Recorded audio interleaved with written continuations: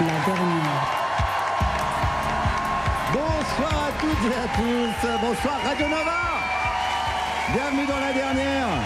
En direct en public au Théâtre L'Européen à Paris. Ça va l'Européen ?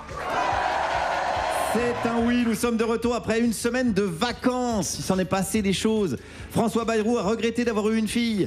Bruno Retailleau a découvert l'islamophobie. Macron veut choisir le pape. Dernière info, Cyril Hanouna n'est pas candidat en 2027. Bref, le scénar de la vie est toujours signé Quentin Dupieux. Nous sommes le dimanche 4 mai. Et alors, je vous jure que c'est vrai, c'est la journée mondiale du rire. Et paradoxalement, ça donne un peu envie de crever. C'est vrai, c'est une initiative du yoga du rire. Je ne sais pas si vous connaissez ce truc. C'est des gens qui se forcent à rire. Oui, comme nous à tes chroniques. Voilà. Ou comme le metteur en scène de Stéphane Guillon. Enfin, c'est un truc assez particulier. Et c'est le premier dimanche de chaque mois de mai. Et elle est destinée à apporter la paix mondiale. Bon, je dirais pas que c'est un échec, mais je dirais que ça n'a pas marché de ouf cette histoire.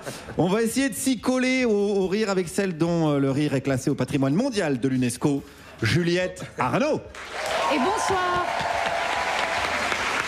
Ça va Juliette ? Ça va très bien. Qu'est-ce que t'as fait de tes vacances, Juju ? J'étais pas avec vous. Et c'était bien ou pas ? C'était super. Ça avait l'air super, c'est vraiment désobligeant. Et également celui que le rire n'attend pas, car le rire, c'est pas comme l'auditeur de Radio Nova qui chaque dimanche attend l'analyse d'Émeric Lomprey. Très longue présentation. Émeric, qu'est-ce qui s'est passé pendant ces vacances ? Un peu de trek. J'ai fait un ultra trail dans Lozère. Alors, appelle ça un petit chemin, t'as cheminé. C'était pas la chute, mais voilà. Et allez voir, c'est je suis documenté. allé en Lozère faire une randonnée, ouais. Et c'était super. Ouais, ça va. À part quand je suis arrivé au refuge, j'étais éclaté et le mec il a dit « Ah, vous avez fait la petite boucle ?» On les déteste, les randonneurs. Et à tes côtés, celui qui attend la journée mondiale du ronchonnage avec impatience, puisque c'est le parrain, c'est Pierre-Emmanuel Barré. Bonjour Ça va, Pierre-Em ? Très bien. T'as ronchonné pour les vacances ? Oui, pas de bon moment cette semaine, Guillaume. Voilà, Ça arrive. du ronchonnage. Et nous rejoindrons pendant l'émission Didier Super, Hakim Omiri et Célia Pelluet. Allez, on y va sans plus attendre. On est chaud comme Nicolas Bedos avant la naissance de la honte. C'est la revue de presse. Et c'est moi qui commence. Oui. Et j'ai une info. Et il y aura des dérogations. Gérald Darmanin veut rétablir les frais d'incarcération des détenus. Et il y aura des dérogations. Eh ben, bonne question, on ne sait pas encore, mais c'est probable en ce qui concerne les prisons pour femmes. Un petit entretien avec Gérald et vous pourrez sans doute être incarcéré gratuitement. Petite astuce. Moi j'ai une info, une blague. Des scientifiques anglais ont créé la première bombe à trou noir en laboratoire. Une blague. Oh, ok. Ils vont donc l'appeler bombe à trou du cul. Vous pouvez enchaîner ? Allez. Voilà. Bah, j'y vais. Ouais. J'ai une info. Mais non, pour de vrai. Pendant le blackout en Espagne, la population espagnole a lu des tonnes de livres. Mais non, pour de vrai. Bah non, pour de faux. Les gens, ils ont surtout bu des coups. Qu'est-ce que vous êtes naïfs, on dirait des gens de gauche. À propos de gens de gauche, j'ai une information. Ouais ! Présidentielle 2027, un sondage donne la gauche au second tour. Ouais ! Attendez, j'ai oublié un mot. Un sondage donne la gauche unifiée au second tour. Ah, ouais, ça c'est une figure de style, la gauche unifiée. C'est un oxymore, on appelle ça. C'est comme une obscure clarté. Ou le communiste Fabien Roussel. Ou la journaliste Léa Salamé. Ou, enfin vous avez compris le principe. Ouais, c'est bon, vous l'avez. moi j'ai une info. Pierre-Emmanuel. Quoi ? Très bel enthousiasme. C'est à moi. Bon, laisse-moi travailler, merde. J'ai une Il info. ronchonne, J'ai une c'est info. insupportable. Mais oui. En Chine, une femme aurait contracté une maladie incurable dans un bar à karaoké à cause du micro. Et le chlamydia d'Emeric, c'est parce que le siège du TGV était cracra. Hein, et la sœur de sa meuf, elle est tombée enceinte dans la piscine, on la connaît. Bon, je vais remettre de l'ambiance. Moi, j'ai une info, une blague. Ok. Selon une étude, faire l'amour 21 fois par mois pourrait réduire le risque de cancer de la prostate. Une blague. Ok. Allez, c'est bon. Non, ouais, Voilà. peut-être plus. Allez, je Merci vais... Juju d'avoir... Je vais me dévouer pour C'est qu'on dommage. échappe. Non, Ouais, non, pas c'est pas tant, dommage. pas tant, Non, pas non. tant. Pour qu'on échappe à cette blague avec beaucoup trop de prostate. J'ai une info. Bravo les gars. On a appris cette semaine que Bruno Retailleau avait décoré 5 policiers du RAID. Bravo les gars. 5 policiers qui sont par ailleurs mis en examen pour éborgnement et homicide. Il ne manquait plus que détournement de fonds publics pour avoir la Légion d'honneur, une place au gouvernement et un abonnement d'1 an à Fils de Personne Magazine. Moi j'ai une autre info. Ouais. Cette semaine, Emmanuel Macron a fait ses adieux. Ouais. J'ai pas fini. Emmanuel Macron a fait ses adieux au chancelier allemand Olaf Scholz. Ah, c'est fou comme une fin de phrase, ça peut tout changer quoi. Ce soir, j'ai fait une pizza. Ouais, aux endives. Oh. Et j'ai invité Fabien Roussel. Ah, mais nique-toi. Ou alors, j'en ai une autre. Cette semaine, Emmerich qui va faire sa rubrique Les Importantes. Ouais. Sous kétamine. Bon, voyons voir, Emmerich, voyons voir ce que ça donne. Merci Guillaume. Oui. Merci Guillaume de croire en moi. J'ai pas vraiment dit ça, mais oui, allons-y. Je recommence. Oui. Merci Guillaume de croire en moi pour redynamiser cette émission. Cette émission qui, au vu des derniers chiffres, sombre dans les abîmes. En effet, les audiences de la semaine dernière ne sont pas bonnes. 0 écoute, personne n'a écouté. À croire que de programme star à anonymat, il n'y a qu'un pas, comme disait Pascal Légitimus, habillé en Mama Africa avec l'accent africain. Oui, attends, Emmerich, c'est parce qu'il n'y a pas eu d'émission la semaine dernière. C'est pour ça il y a 0 audience, mais il n'y a pas eu d'émission. Peu importe. Je pense qu'on a quand même besoin de moi pour donner un coup de pouce à tous ces talents naissants, Juliette, Guillaume et l'autre. J'ai donc, pendant les vacances, fait une enquête sur notre public. Et le saviez-vous ? Non. J'ai mal mis la virgule.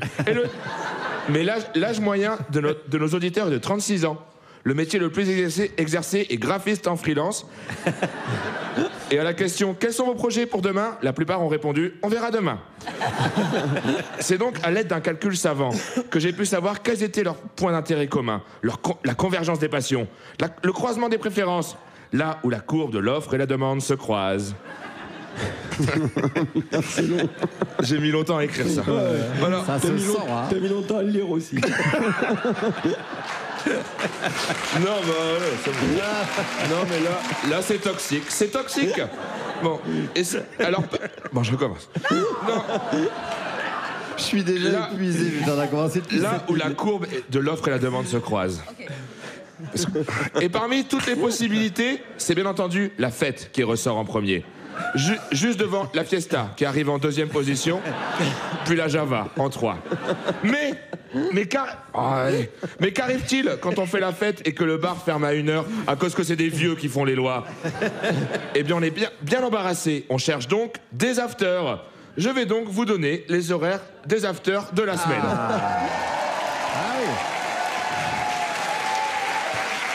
Là, ça prend, là. Là, ça prend. C'est concernant. Là, ça prend, là. Oui, allez, on y va. Là, ça prend bien, là. On y va. Alors, bien entendu, je ne vais pas pouvoir faire tous les afters de la semaine. Sinon, ça prendrait trop de temps. Et l'émission durerait jusqu'à 6h et on serait en after. Quand le génie rencontre mon stylo. Je vais donc commencer par là où les afters sont le plus courants, la région de la France. Bon, tant pis, toute l'émission sera consacrée à ça. Je vais donc faire par ordre alphabétique. Arras, lundi. À partir de 1h, chez Ludo, ramenez paille et bière fraîche. Arras, toujours. À partir de 2h, chez Ludo. Parce qu'en fait, le premier after, j'étais chez Ludo, mais c'est pas vraiment chez lui. Armentières, after à partir de midi, chez Ludo.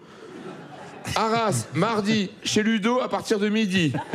Arras, mercredi, Ludo, quand vous le voulez.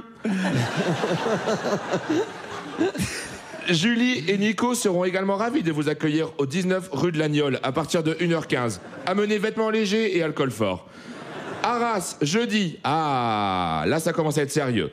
Je vais faire par ordre alphabétique aussi. Alban, 32 rue du Cul-Sec, à partir de 1h. Sonné à pub interdite. Alban, 8... C'est long, hein. Alban. C'est super, Emma. Merci. Alban, 8 impasse de la vie, à partir de minuit. Frappez fort. Albanie, 8 rue Citrate de la Bétaïne, à partir de 2h. Ne pas sonner, ne pas frapper, mais crier. Emmerich, je peux remettre à ton... C'est excellent. Merci. Ça prend, les gens sont... je vois bien que ça rit pas mal. Mais je viens d'avoir une idée. Ouais. Tu pourrais peut-être le faire ailleurs. Non, mais parce que c'est super, mais ailleurs. Ah, c'est pas con. Hein? Où ça? Au cabinet, je sais pas où tu veux. France Inter? C'est pareil. Allez. En tout cas, on a. Non, parce que là, on doit enchaîner sur un truc un petit peu plus intéressant qui s'appelle la publicité. Voilà, c'est ça, exactement. La dernière. Nova. Vous êtes toujours sur Radio Nova, la dernière. Juliette Arnaud, Aymeric Lompré, Pierre-Emmanuel Barré. Il est 18h13, c'est le moment d'accueillir notre invitée du jour. Elle est chroniqueuse, autrice, journaliste. Elle travaille notamment pour un média qui s'appelle France Inter. J'arrive pas trop à le dire. Enfin, elle travaillait, puisque ça va peut-être pas durer quand ils vont savoir ta présence ici. Julia Foy, c'est avec nous. Bienvenue, Julia. Merci. On est trop content que tu sois là. Et moi, je suis hyper contente d'être là. Bon, bah alors, ça risque d'être une bonne émission. Tout va bien? T'es bien installé? Écoute, oui, là, c'est bon, je m'entends, tout va bien. Bon, impeccable. On t'a invité parce que, évidemment, t'es très engagé sur les questions de VSS. Oh, violences sexistes et sexuelles. T'as écrit plusieurs livres sur le sujet, on peut le dire. T'as même raconté le viol que tu as subi dans un ouvrage qui s'appelle « Je suis une sur deux ». Et là, tu reviens dans un nouveau livre sur ce qu'on appelle le Not All Men. Alors, pas avec un autre viol. Pas avec un autre viol, voilà. Mais on va dire qu'on est sur une sorte de sillon. Il y a une continuité quand même, et il y a évidemment un lien. Donc le Not All Men, ce qu'on appelle en français le ouin, ouin, ouin, ouin, ouin. C'est ça. Pas tous les hommes. Avant de parler de tout ça, on voulait d'abord faire un petit point sur pourquoi tu as choisi la voie du journalisme et des médias. Qu'est-ce qui t'a attiré dans ce sublime milieu où tout le monde est extrêmement sympathique? C'est de l'ironie, bien évidemment. Je me suis longtemps demandé, surtout en école de journalisme, ce que je foutais là, parce que j'avais pas vraiment le parcours qu'il fallait, j'avais fait 0 stage, j'étais vraiment le sentiment d'avoir été prise dans cette école sur un gigantesque malentendu, et en même temps... Mais qu'est-ce qui t'attirait là-dedans? Alors, je crois que j'ai compris avec le recul, c'est que vraiment, j'avais envie de comprendre pourquoi. Et pardon si je plombe l'ambiance dès le début de cette émission. Vas-y, il y a Aymeric, de toute façon. Mais je crois que quand il t'arrive ce truc-là, qui est un non-sens complet, qu'un mec décide de servir de ton corps comme il l'entend lui, et que ce même mec est acquitté, t'as envie de comprendre pourquoi c'est possible. Comment c'est possible.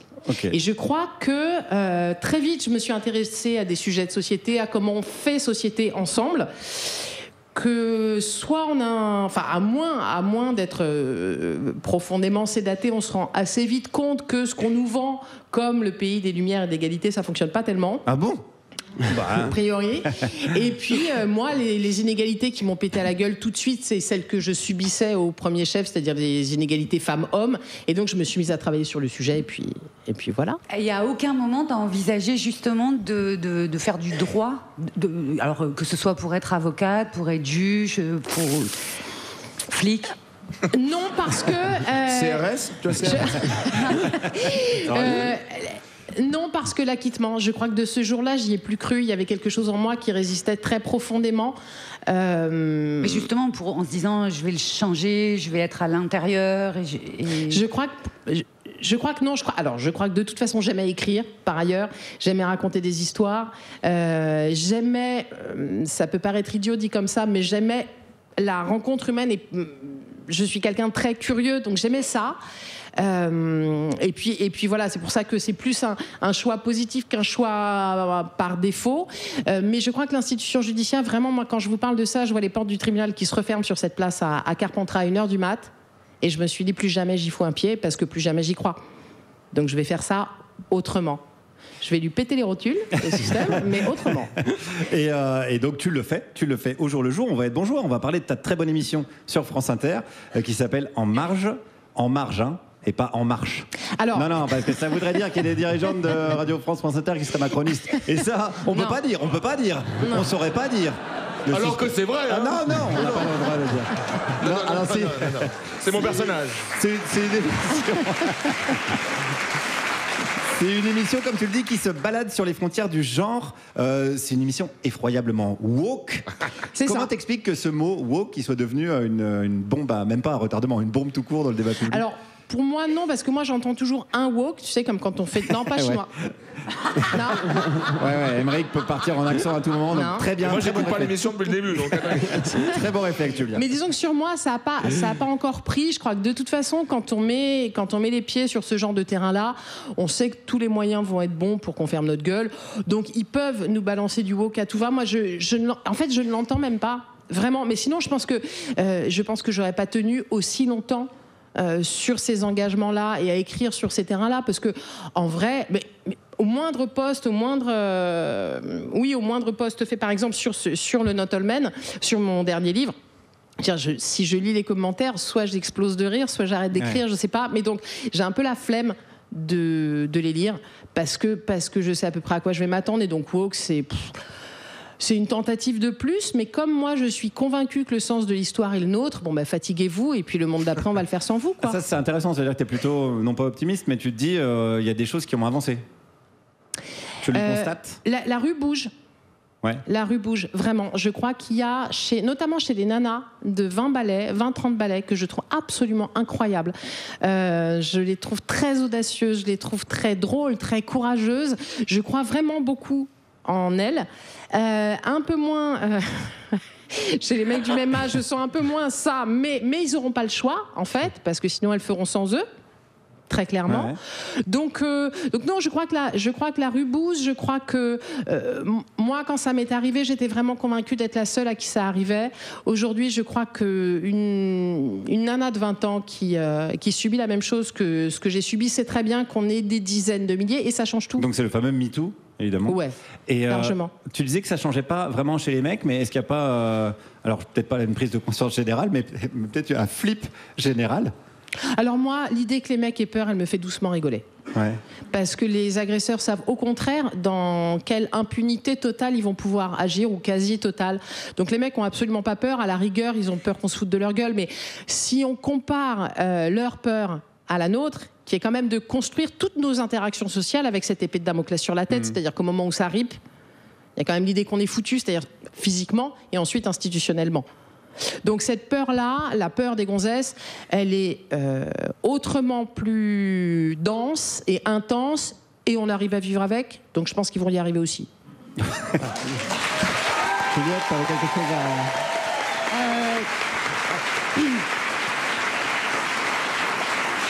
Moi, je suis très contente. Je salue ton optimisme et me placer chez La Rue, et plus particulièrement chez les toutes jeunes femmes. Néanmoins, il y a des trucs qui se passent là, rien que cette semaine, ça a été un défilé. Et hier, sur le service public, était invité un type qui sort à peine, qui a été condamné pour agression sexuelle, qui a été invité en grande pompe pour expliquer pourquoi c'était pas sa faute. Nicolas Bedos, pour pas le citer. Pour pas le citer. Parlez à Salamé pour le citer. Ce qui compte pour moi, sur France 2. Pour les citer. Avec vos impôts. Ce qui compte pour moi le plus, c'est que ça se passe sur le service public. Toi, tu arrives à te dire on passera outre? Ouais. Alors, je crois que j'ai une capacité de survie de dingue. Donc quoi qu'il arrive, je fonce, et je suis pas la seule à foncer, parce que je vois surtout que quand je dis que j'ai une capacité de survie de dingue, c'est que je décide, parce que tout est une question de point de vue, et je décide de voir ce qui va me donner de la force, ce qui va me donner l'envie de continuer. Et ce que je vois autour de moi, c'est aussi toutes ces gonzesses-là, mais qui par ailleurs produisent que ce soit des chansons, que ce soit des livres, que ce soit des documentaires, il y a toute une génération de jeunes femmes politiques, et on l'a vu là par exemple, mais je pense à Marie-Charlotte Garin par exemple, qui est députée Europe Écologie Les Verts, qui est une nana vachement bien, qui a 30 ballets et qui a toute une vie politique devant elle. Je préfère croire en ces femmes-là. Ça veut pas dire que je vois pas le reste, mais le reste il est pas 9-9 quoi. Ils ont toujours été là, et on a fait avec, donc peut-être qu'on fera 100. Merci Julia, on va revenir à tout ça. Merci. On va se faire une petite pause musicale, puisqu'on va écouter Puff Daddy qui chante. Ah non, me fait signe que non. Juliette, a priori pas du tout. Mais non, on va pas. Non, on va pas plus écouter Puff Daddy que R. Kelly, Michael Jackson ou Jean-Luc Lahaye. On va plutôt écouter la chanteuse américaine Kelis, déjà parce que ça fait plaisir de se souvenir d'elle et de son titre de 2003, et puis parce qu'elle énonçait donc en 2003 un mantra fort utile qui est: tu peux me tromper une fois, je ne te laisserai pas le faire 2 fois, t'as capté. C'était Kelis avec Trick Me. Vous êtes toujours à l'écoute de Radio Nova. La dernière, Juliette Arnaud, Pierre-Emmanuel Barré, Aymeric Lompré. Et notre invitée, la journaliste Julia Foyce. Et il vient de nous rejoindre sur scène, le rossignol de la ZAD. Le Tino Rossi, des rats sur l'épaule, le fantastique et fantasque, Didier Super. On m'entend ? On entend super bien, Didier. Bonjour. Alors ouais, normalement j'avais prévu ma chanson pour dire le viol, c'est pas toujours ce qu'on croit qu'il cherche. Mais bon, vu l'ambiance sur le plateau, je vais faire autre chose. Sans toi libre. Je vais faire une chanson pour les gamins, pour dire les gamins, non. Franchement, ça sert à quoi de se suicider ou de poignarder les autres, alors que franchement, la vie, ça peut être tellement beau à condition d'être premier de la classe.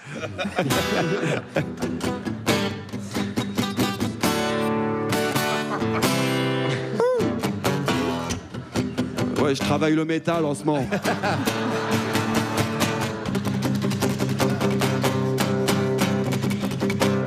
Même moi, j'hallucine que c'est pas du playback. Petit bonhomme, merde, petit bonhomme. Là, j'ai fait une date payée hier, j'ai tout donné. J'ai plus rien. Petit bonhomme, sois sage en classe. Écoute bien ta maîtresse. Tu vas devoir travailler dur pour décrocher ce beau diplôme qui te rendra compétitif sur le marché du travail et t'offrira une belle carrière pour t'extraire de toute cette masse. Mais maintenant, faut que tu sois le meilleur. Alors fonce, petit bonhomme. Prends-toi le plus gros bout de gâteau. Et surtout, n'en laisse à personne. T'as pas le droit d'être que deuxième. Alors oublie tes petits copains. Si tu les défonces pas tout de suite, eux, ils le feront demain. Alors je te préviens. Si tu fais pas partie d'élite, tu devras payer tes impôts. Et ça, c'est trop la loose. Arrête, y a pas de rythme. Toujours pas. C'est chiant. Si tu fais pas partie de l'élite, tu croiseras jamais un magistrat dans une partouze. Allez, chante. Si tu fais pas partie de l'élite, la chouma, t'auras jamais de piscine à bulles dans ton bunker. Si tu fais pas partie de l'élite, tu connaîtras que des femmes moches, c'est-à-dire des femmes de gauche. Solo.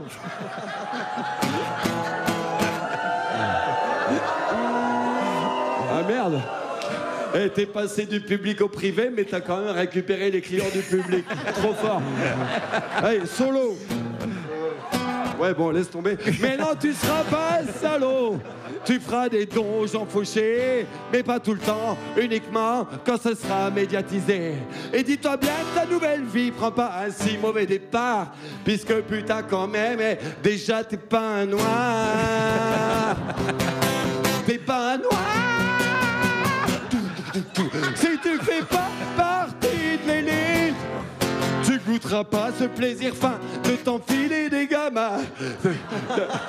Non mais le privé c'est bien, on peut tout dire. J'adore.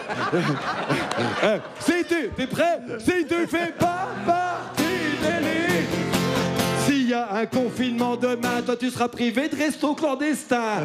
Si tu fais pas partie de l'élite, pas d'emploi effectif pour tes gamins, ils devront se lever le matin. Si tu fais pas partie de l'élite, un jour ta femme elle devra vendre son cul pour avoir un peu d'eau potable. C'est pas la plus drôle mais c'est celle que je préfère. Faut y aller. Didier Super, mesdames et messieurs. Merci Didier Super, qu'on peut retrouver en live à Paris, à l'Élysée-Montmartre le 29 novembre. Merci Monsieur Super. C'est un plébiscite, j'ai l'impression. Merci beaucoup. Tu seras payé, Didier. Et ça, c'est une nouveauté pour toi. On est toujours avec Julia Foyce, la journaliste, l'autrice, et on va rentrer dans le vif du sujet de ton livre, le Not All Men. Alors, ton livre s'appelle exactement « Pas tous les hommes quand même ». Voilà, c'est une phrase. Alors, c'est entre guillemets. Oui. Ce n'est pas une phrase avec beaucoup de dizaines de gros guillemets. Voilà, gros guillemets. Est-ce que tu peux nous expliquer déjà c'est quoi le principe du Not All Men, #Not All Men, etc., etc. Alors, le not all men, c'est un réflexe qui est, je pense, à peu près aussi vieux que le patriarcat. Je pense qu'il est né avec pour bien verrouiller tout ça. En revanche, le hashtag not all men est né il y a une dizaine d'années. Et en fait, rien que son histoire, l'histoire de sa naissance, dit à quel point il est nauséabond. C'est-à-dire que vous avez une première tuerie, enfin pas une première, mais une tuerie de masse de femmes en Californie il y a une dizaine d'années. Elliot Rogers, qui est l'auteur de cette tuerie, a revendiqué sa misogynie la plus crasse. On a trouvé sur ses écrans, téléphones, portables, etc., des contenus violemment misogynes. Donc, le mobile était assez clair. Et là, il y a une première déferlante de messages sur Twitter. À l'époque, c'était Twitter, rappelez-vous. De nanas qui racontent ce qu'elles subissent ou ce qu'elles ont subi. Et leur message se conclut toujours avec ce hashtag Yes, all women. Oui, toutes les femmes. Il s'est pas passé beaucoup de temps. Je pense que ça se compte en nombre d'heures pour qu'on voit déferler une deuxième vague. Hashtag not all men. De mecs qui arrivaient pour expliquer à ces nanas-là, qui étaient en train... dont la colère était la révolte même éminemment respectable. Elle aurait dû au moins nous fermer nos gueules à toutes et à tous et qu'on soit capable d'entendre. Au moins ça. Réfléchir, c'est l'étape d'après. Mais au moins respecter cette parole-là, eh ben non. Non, arrive le not all men, arrivent des dizaines de gars qui savent mieux qu'elles ce dont elles parlent et ce qu'elles ont vécu pour leur expliquer, pour leur faire la leçon sur le fait que non, tous les hommes ne violent pas, comme si c'était vraiment ça la question.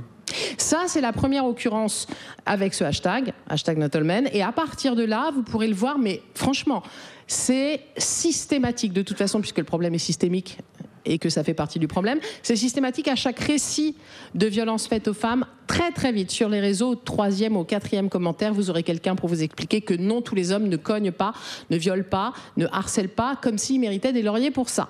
Oui, tu veux dire que ça dépolitise en fait, c'est-à-dire que ça renvoie simplement aux faits divers. On dit bon bah voilà, c'est un fait divers. Voilà, c'est-à-dire que si tous les hommes ne violent pas et que toi t'en as rencontré un, c'est que c'est toi le problème. C'est que c'est pas de bol, voilà, c'est ce que t'expliques dans ton livre.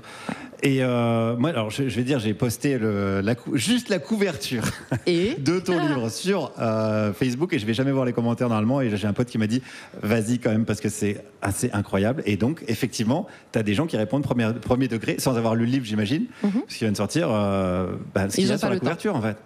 Ils disent vraiment. Mais de quoi c'est Parce que c'est une mécanique de prise de pouvoir. C'est-à-dire qu'au moment où tu me racontes quelque chose, soit parce que ça t'est arrivé, soit parce que tu as entendu parler d'une affaire, en fait, je t'interromps. Ça, c'est du interrupting. Ouais. Je reprends la main sur la conversation. Je décide, moi, de l'endroit où elle doit aller. Donc, je suis aux manettes de la discussion. Et s'il y a bien un territoire qui a un lieu de pouvoir, c'est celui de la parole, puisque nous en avons été longtemps privés. Donc, j'ai ce micro, je ne le lâcherai pas. Et c'est une façon ensuite de mansplainer, donc d'expliquer le sujet à la personne en face et de remettre, d'imposer une vision des choses qui va permettre à tout le monde de dormir tranquille. L'idée selon laquelle finalement le viol, c'est l'extraordinaire. Et que si on en croit Emmanuel Todd, dans la plupart des cas, aujourd'hui en France, entre les hommes et les femmes, entre les hommes et les femmes, entre les hommes et les femmes, tout se passe aujourd'hui très bien. Là, on sort, il y a quelques mois de ça, il y a eu les 4 mois du procès Mazan. Comme il y avait 51 accusés, on se disait que là, forcément, on n'allait pas entendre, enfin pas tout de suite, not all men.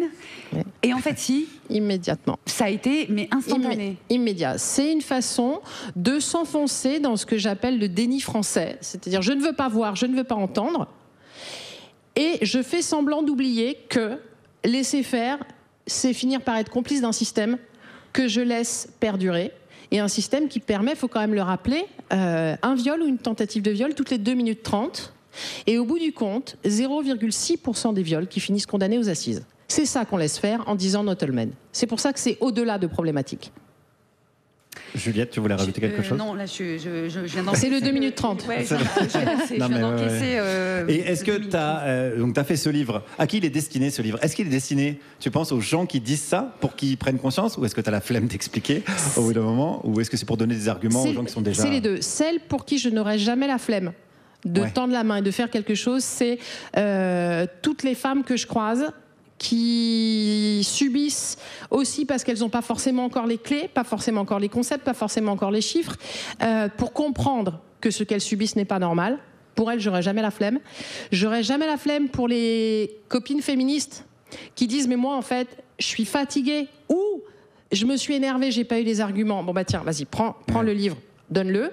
Je peux avoir un peu plus la flemme pour tous ceux qui veulent pas comprendre, pour tous ceux qui feignent encore de ne pas savoir, parce que 7 ans après le début de MeToo, ça n'est pas possible. Ou alors, c'est que tu ne t'es pas intéressé au sujet, ce qui, en soi, est un grave problème. Pour eux, je me suis rendu compte à l'écriture du livre, quand je l'ai relu, je me suis rendu compte que sa dernière phrase, c'était quand même « faudra pas vous étonner si on choisit toute l'ours ». Donc, j'ouvre un tiroir, ouais. J'imagine que vous avez entendu parler de cette vidéo virale sur TikTok où en fait on demandait aux femmes dans la rue si elles préféraient se retrouver seules face à un homme ou seules face à un ours. Et à une écrasante majorité, elles choisissaient l'ours, notamment par exemple parce que, disait-elle, on les accuserait pas de l'avoir bien cherché, de l'avoir provoqué si jamais elles étaient attaquées par un ours. Et moi, je termine en disant, faudra pas vous étonner si on choisit toute l'ours. Et je crois que je suis arrivée, moi, dans mon parcours à moi, et je considère pas que ce soit la chose à faire pour tout le monde, c'est juste moi, dans mon parcours de féministe, je suis arrivée à un moment où j'en ai marre. Je pense avoir assez, pour ma part, tenté d'expliquer les choses.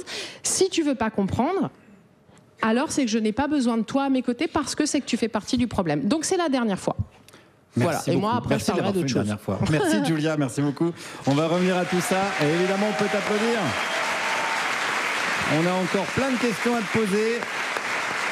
Mais avant cela, Pierre-Emmanuel, 15 jours sans les questions des auditeurs et sans méchanceté gratuite. J'imagine que ça t'a flingué le moral. Pierre-Emmanuel Oh Oui. C'est les questions des auditeurs. Ah, pardon, 1000 excuses, Guillaume. J'avais oublié de retirer mes boules caisses. C'est absolument inécoutable comme émission. Heureusement, c'est l'heure de la séquence écoutable. Vous le savez, depuis quelques semaines, j'ai mis en place un processus de renforcement positif auprès d'Aymeric en mettant en lumière ses qualités plutôt que ses défauts. Et certains d'entre vous se demandent probablement si cette méthode de coaching bienveillant lui a permis de progresser. Alors juste avant l'émission, je lui ai demandé « Alors Aymeric, t'es allé où pour les vacances ?» Il m'a regardé et m'a répondu « Oui ». Le renforcement positif, ça peut être long, alors on va continuer. C'est parti, jingle. Aymeric, il a plein de qualités, comme par exemple l'honnêteté. Aymeric, il est tellement honnête que quand la gardienne elle a demandé si c'était encore son chien qui avait fait caca dans le hall de l'immeuble, il a avoué qu'il n'avait pas de chien. Aymeric, il est tellement honnête qu'au premier rendez-vous avec une fille, il apporte toujours un womanizer. Aymeric, il est tellement honnête que quand quelqu'un rit pendant son spectacle, il se retourne pour voir s'il n'y a pas un autre spectacle derrière. Mais intéressons-nous plutôt aux auditeurs. Et cette semaine, c'est Anka qui nous écrit de Saint-Roustan.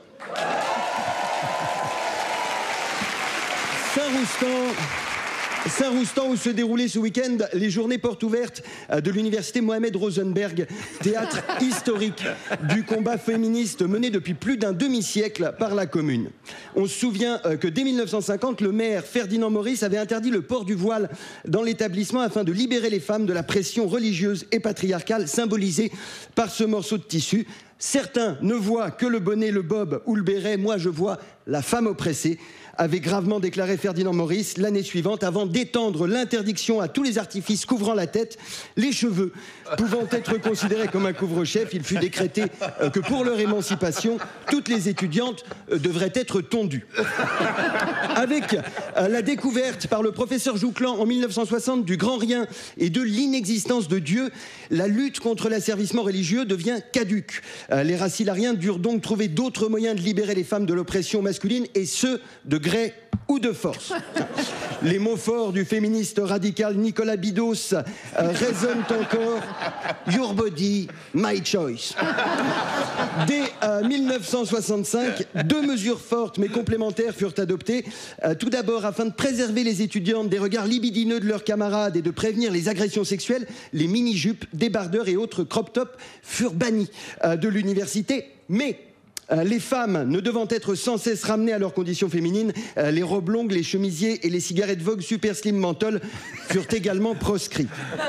Protégées grâce à l'interdiction des vêtements trop courts, affranchies grâce à l'interdiction des habits trop longs, entre 1967 et 1980, les races hilariennes purent enfin profiter d'une éducation sereine à condition d'être entièrement nues. Une initiative, hélas, interrompue suite à l'épidémie de mycose vulvaire qui se répandit sur les bancs de l'amphithéâtre et les chaises du restaurant universitaire. En 1981 fut donc instaurée à l'université Mohamed Rosenberg la norme vestimentaire encore en vigueur de nos jours, pantalon, sweatshirt et cheveux courts pour tous, filles et garçons. Une mesure égalitariste qui s'est malheureusement soldée par une augmentation de 350% des agressions sexuelles, car les hommes et les femmes étant dorénavant indifférenciables, ces dernières sont accueillies chaque matin par un chabit ou une petite olive d'un camarade farceur. Mais revenons à Anka.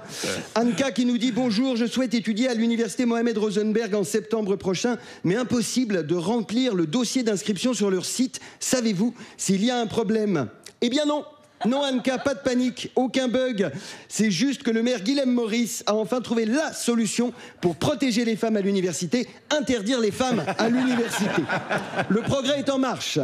Voilà, je reviens la semaine prochaine. D'ici là, si vous avez des questions, posez-les à vos proches. Et si vous n'avez pas de proches, posez-vous des questions. Merci Pierre-Emmanuel Barré.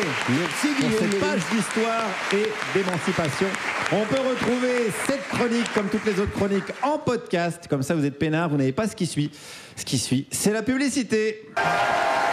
Vous êtes toujours sur Radio Nova. La dernière, Juliette Arnaud, Aymeric Lompré, Pierre-Emmanuel Barré, en direct du Théâtre L'Européen à Paris. On est toujours avec la journaliste Julia Foyce et un petit nouveau autour de la table, Asdine Ahmed Chaouch, qu'on peut applaudir bien fort et qu'on peut accueillir. Parce que Asdine, tu rejoins la matinale de Radio Nova. Ouais, ça va piquer, hein. Demain matin. Demain matin, je vais donc t'enchaînes. je vais découvrir les joies des vrais gens qui travaillent, en fait. Ouais. Hein, C'est-à-dire, pour moi, pas. non, pas par rapport à vous, non. À quelle heure t'as mis ton réveil? Demain, 5h30. Non, de ça Dieu. va. Mais faut pas dormir, je pense. donc la matinale de Radio Tout Nova à fait, jusqu'à oui. au moins la fin de la Exactement, saison. avec Ségo Raffietin, on va essayer d'apporter une autre façon de voir l'actu le matin. C'est-à-dire entre eux, si tu veux, le côté un peu anxiogène des matinales classiques, Ouais. et peut-être ceux qui ne veulent pas gagner leur salaire pendant 2 ans. Enfin, on a tous envie de le gagner pendant 2 ans, notre salaire, mais voilà, les matinales peut-être plus potaches et plus... Il y a un chemin entre les deux. Oui, on va essayer de l'incarner avec de l'info un peu pop, un peu culturel, marrant, un nouveau regard sur l'actualité. Ouais, quoi. on voit que t'as bien Les éléments de bossé. langage. Et on salue Thierry Paré qui a arrêté quelques temps et qu'on embrasse bien fort, évidemment. Et t'as déjà quelques idées de rubriques en tête? Tu vas demander aux gens s'ils étaient un arbre. Exactement. Non, mais tu sais, je vais aussi regarder des séries, ce qui est cool. Tu vois, par exemple, j'ai terminé You là. C'est intéressant parce que c'est la romantisation du tueur en série. Comment on a réussi à rendre romantique un tueur en série qui commet des féminicides. Voilà. Mais on va quand même un peu rire, hein, même en parlant de ça, même si ça paraît difficile. Et je vais peut-être demain me mettre sur la folie des photos sur la grêle. Qu'est-ce que c'est Ah oui, folie. exact. Il y a eu une petite la grêle. La grève de la SNCF. Ouais, voilà. Si t'as besoin d'Aymeric, on te le prête volontiers. Moi, je dors pas. Trop bien. Mais merci Asdine en tout cas. C'est trop cool. Merci d'être passé et puis écoutez la matinale de demain matin. Voilà. Très bien, merci. On peut t'applaudir encore bien fort. Merci d'être passé. On t'écoutera pour avoir des nouvelles du monde, des trucs pas importants comme les guerres, les meurtres, les viols. Ça, c'est pour les trucs très importants parce que c'est maintenant les trucs importants. Attention, c'est la panique morale de la semaine. La France a peur.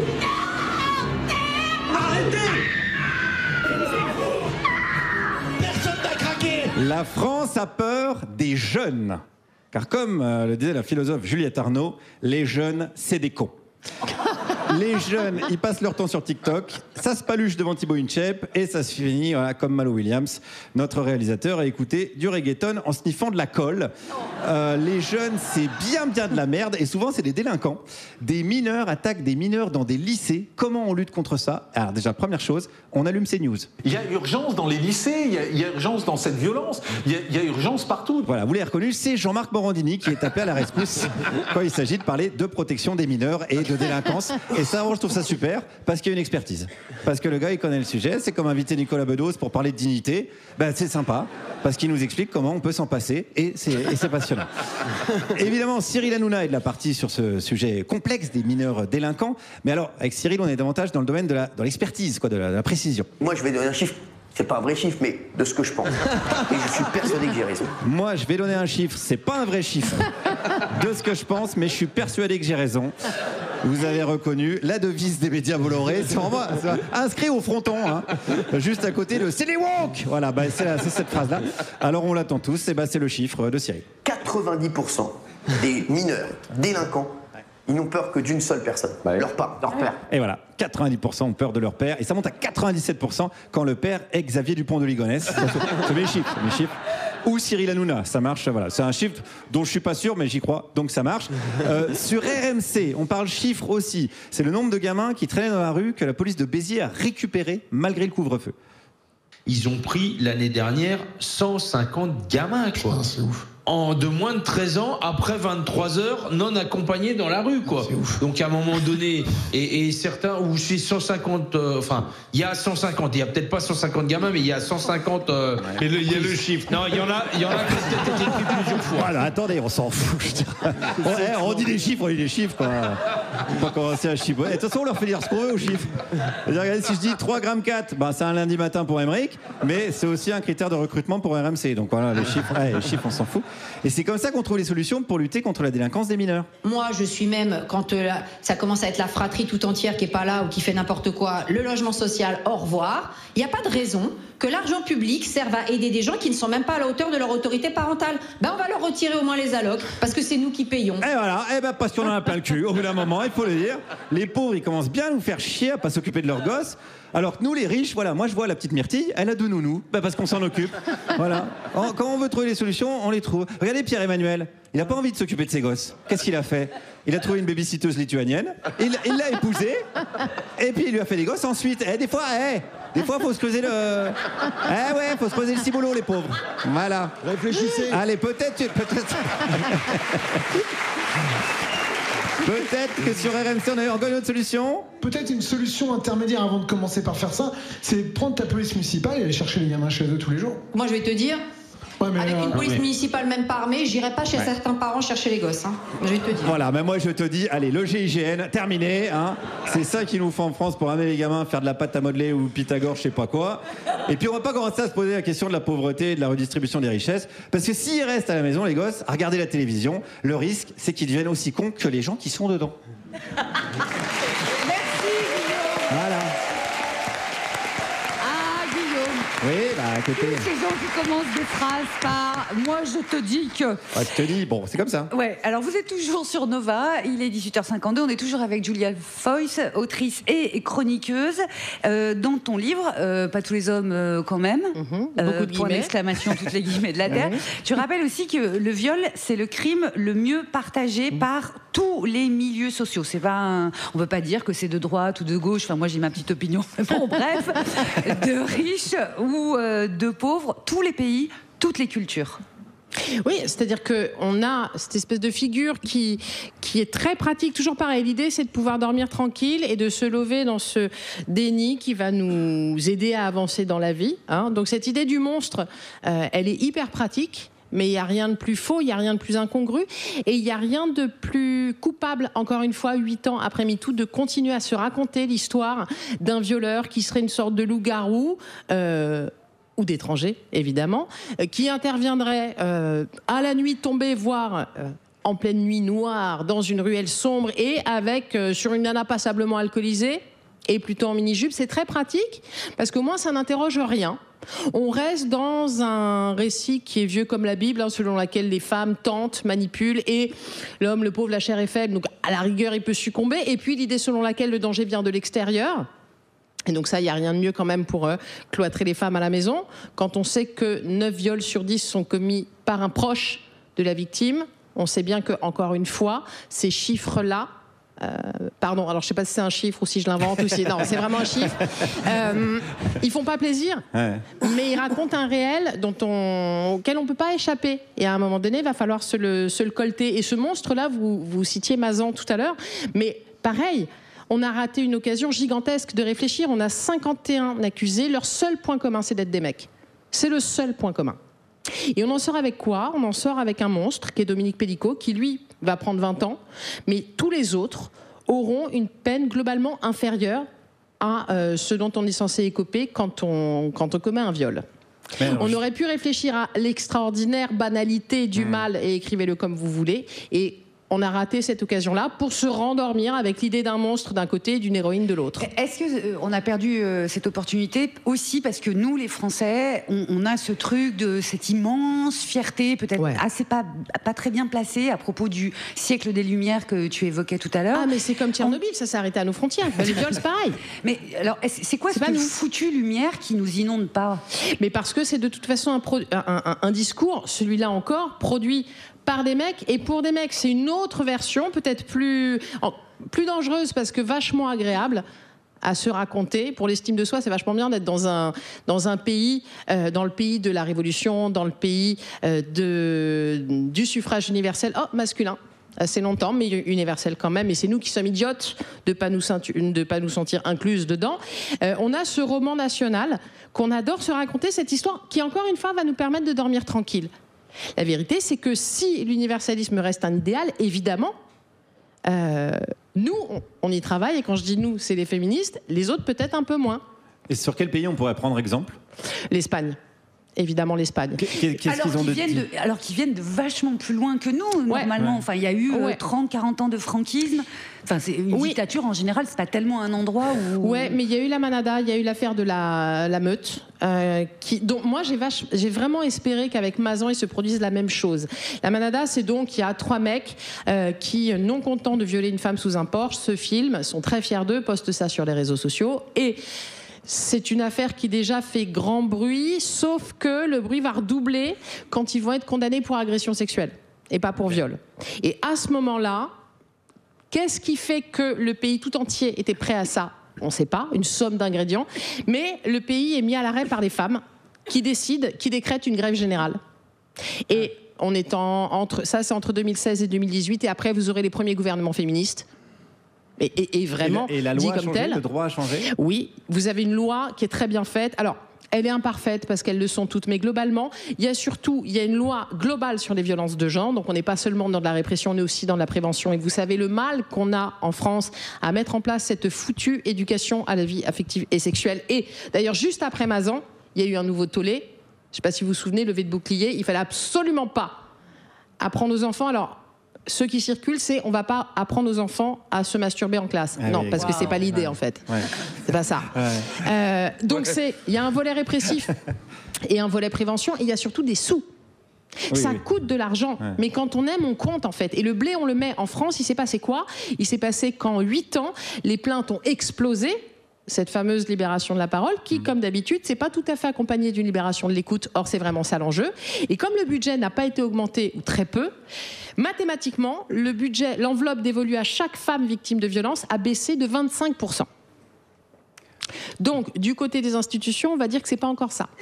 Très bien. En tout cas, ils nous écoutent. Donc, j'imagine qu'il y aura une prise de conscience. Bien sûr. Et un numéro vert. J'ai pas d'espoir. Une convention, un Grenelle peut-être, on ne sait pas. Merci Julia, tu restes avec nous jusqu'à 20h. C'est l'heure d'une petite pause musicale. On va écouter Noir Désir. Non. C'est compliqué d'écouter les trucs, j'ai l'impression. On va écouter, calmez-vous parce qu'on va écouter Rihanna et pas n'importe laquelle de Rihanna. On va écouter un titre de 2011 qui s'appelait Men Down. Le clip a failli être censuré parce que figurez-vous qu'on y voit un mec violer une femme et être tué par elle le lendemain. Et ça vraiment c'est pas possible. C'est une indignité. Ça. La dernière. C'était Man Down de Rihanna, vous écoutez toujours Radio Nova. La dernière, Juliette Arnaud, Pierre-Emmanuel Barré, Aymeric Lompré et notre invitée, la journaliste Julia Foyce. Il est 19h01 sur Radio Nova, donc, et c'est le moment de parler de science avec conscience, mais surtout avec notre docteur en physique quantique expérimentale et ingénieur en optique physique préféré. C'est vrai, t'es notre préféré dans ce domaine. Célia Pelluet. Bonsoir tout le monde. Alors, pour la chronique d'aujourd'hui, j'ai encore choisi un sujet facile. Est-ce que ça vous dit de parler de théorie de relativité générale? Oui, on j'adore. Bah c'est parti. Alors quand on parle de relativité, on est obligé de citer Einstein, parce que vous vous rendez peut-être pas compte, mais pour nous les physiciens, Einstein c'est un peu comme le Ousmane Dembélé de la physique, quoi. C'est ce que Patrick Sébastien est à la fiesta, c'est ce que Émeric Lompré est à la digestion. Et en particulier, Einstein, il a dit une phrase pour expliquer le concept de relativité. Il a dit « 1 heure assis à côté d'une jolie femme semble durer 1 minute. 1 minute assis sur un four brûlant semble durer 1 heure. » Alors ça fait 2 manières de nous dire qu'il avait le faux cul. Mais c'est surtout une manière à lui de nous expliquer que le temps ne s'écoule pas pareil en fonction de où on est. Et oui, c'est une réalité physique. Le temps passe un peu plus lentement quand on est proche d'un objet très lourd. Si on va dans l'espace, par exemple, on est plus loin de la Terre. Il y a déjà des choses qui leur viennent en tête. Bien sûr. Si on va dans l'espace, on est plus loin de la Terre et le temps passe légèrement plus vite là-haut qu'à l'européen. Alors, les objets les plus massifs de l'univers modifient la courbure du temps jusqu'à le rendre même infini. C'est comme ça qu'a été repérée une déformation sans précédent de l'espace-temps à proximité de l'ego d'Ian Moix. Dans la vie, pour mesurer le temps, on utilise des horloges. Bon, il faut savoir qu'il y a plusieurs types d'horloges et toutes ne se valent pas. Vous en connaissez certaines. Il y a les horloges mécaniques, celles avec des pendules. Il y a des horloges numériques, genre celle du micro-ondes qui est jamais à l'heure. Il y a l'horloge biologique, genre c'est celle qui indique à Émeric tous les matins à 8h du mat qu'il est temps de boire une bière. Et encore, c'est pas celle-ci la plus précise. Si je vous parle de ça ce soir, c'est qu'il y a quelques jours a été envoyée dans l'espace l'horloge la plus précise de tous les temps, qu'on a accrochée à l'ISS. Elle s'appelle Pharao et c'est une horloge atomique. Alors c'est quoi une horloge atomique ? C'est pas une horloge qui explose, rassurez-vous, ni même une horloge qui aurait appartenu à un mec qui s'appelle Tomic.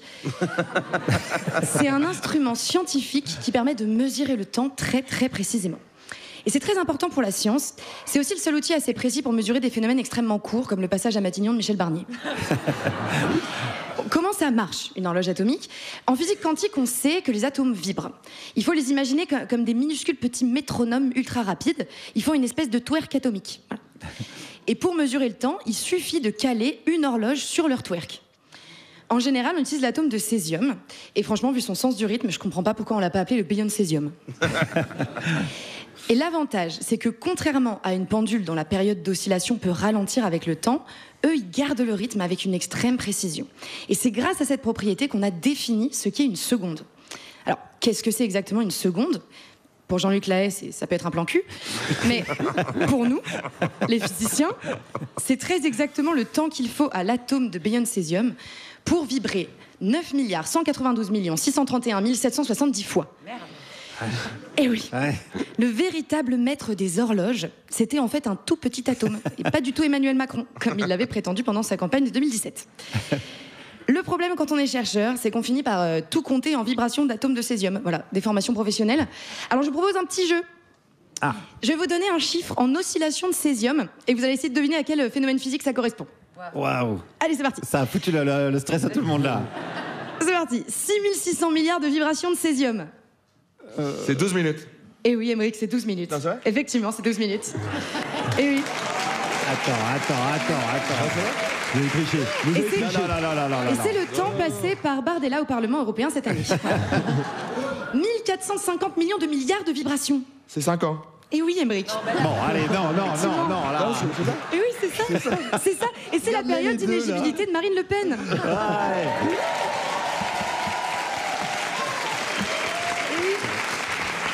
Alors vous voyez, on a des bonnes raisons d'être attentif au temps qui passe. Parce qu'on me demande toujours à quoi ça sert la physique quantique, bah voilà, à protéger la démocratie. Alors Pharao, comme Léon Marchand ou le démembrement du système éducatif, c'est un projet bien français, dont la conception a eu lieu en 1997. Comme moi. Chez nous, les scientifiques, c'est un véritable soulagement, parce que dans l'aérospatiale, on a un vieil adage qui dit que si en 30 ans, t'as pas envoyé ton horloge atomique dans l'espace, c'est que t'as raté ton programme spatial. Et au final, elle sert à quoi, cette horloge ? À faire ce qu'on adore faire, nous autres les scientifiques, donner tort à Einstein. La science, ça consiste à trouver des concepts stylés et ensuite tout faire pour les saboter. C'est un peu la NUPES, quoi.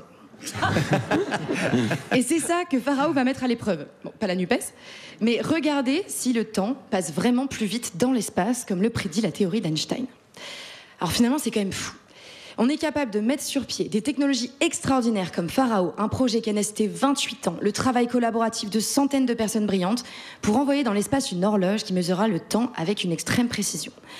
Alors qu'ici-bas, Le gouvernement a encore 10 ans de retard sur la lutte contre le changement climatique ou les violences faites aux femmes. Donc maintenant qu'on sait mesurer le temps, à la fraction de nanoseconde près, je me demande s'il serait peut-être pas temps de l'utiliser à bon escient. Merci Célia. Célia Pelluet, que vous pouvez retrouver sur les réseaux sociaux. Célia Blague de Trop. Allez vous abonner à son compte sur Instagram. Reste encore un peu avec nous, Célia, puisqu'on est avec Julia Foyce et on parlait des droits des femmes, des violences sexistes et sexuelles. Est-ce que toi, dans la science, t'as subi ça, ou en tout cas t'as eu à subir le fait d'être une femme, et donc est-ce qu'on t'a fait comprendre que tu t'étais pas légitime, pardon? C'est un phénomène qui existe dans la science parce que c'est un milieu extrêmement masculin. Dans l'aérospatial, par exemple, c'est 20% de femmes à peu près dans les ingénieurs. Et on sait qu'à travers le monde, il y a une chercheuse sur 2 qui a été victime de harcèlement sexuel dans sa carrière. Ce qui paraît énorme vu les milieux extrêmement éduqués dans lesquels on est censé évoluer. Et donc, c'est un problème qui est hyper important. Il y a plein d'initiatives qui sont mises en place, mais c'est très lent à changer parce que c'est des milieux finalement assez masculins et qui ont un peu du mal à évoluer, quoi. Toi, tu t'es posé la question quand tu as commencé à faire des sciences, tu t'es dit, peut-être que c'est pas à ma place. Ou est-ce qu'on t'a fait des réflexions? Oui, c'est sûr que ça étonne les gens quand tu dis en 6e que tu veux devenir astrophysicienne, par exemple, c'est pas très courant. Donc, moi aussi, quand j'ai dit ça. Ils ont dit, qu'est-ce que tu fais en 6e?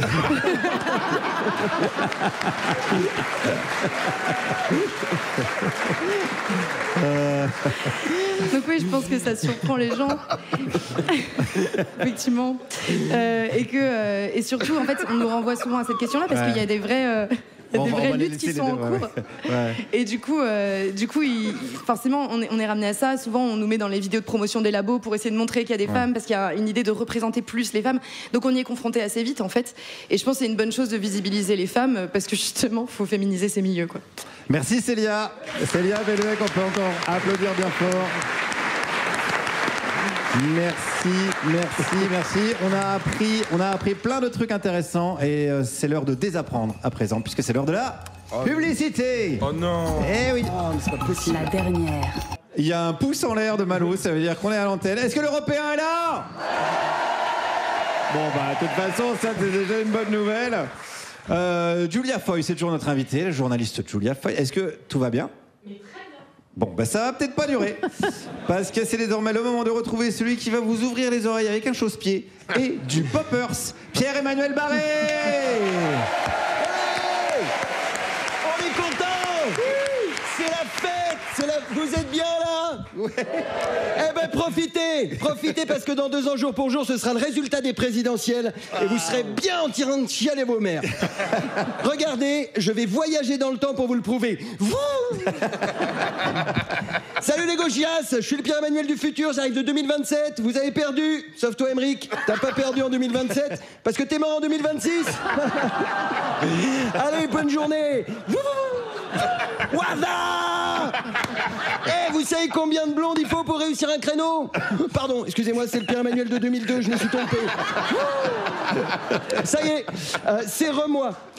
Alors désolé pour cette mauvaise nouvelle venue de 2027, mais en même temps, est-ce que vous êtes vraiment surpris par la défaite de la gauche du futur quand vous voyez la gauche du présent? Ainsi, je vous avais dit, je reviens du futur et une seule de ces 2 infos est vraie. Tous les partis de gauche se sont mis d'accord sur un candidat commun et il a gagné. Ou alors, le nouveau pape, c'est une femme. Vous m'auriez dit, mais du coup, la papa mobile, elle doit rater tous ses créneaux, non? Mais déconstruisez-vous! Déconstruisez-vous, nom de Dieu! De toute façon, c'était couru d'avance qu'on perde en 2027. On est nuls en union de la gauche. Les dernières tentatives, c'est la NUPES et le NFP. Ça a tenu à peine 2 ans et demi et maintenant on retrouve des morceaux un peu partout. C'est pas une alliance, c'est le petit Émile. François Ruffin, Clémentine Autain, Fabien Roussel, Lucie Castet, Jean-Luc Mélenchon, Marine Tondelier, Boris Vallaud, Olivier Faure, François Hollande, Bernard Cazeneuve, Raphaël Glucksmann. Il y a déjà 67 candidats à gauche, dont 65 de droite, quoi.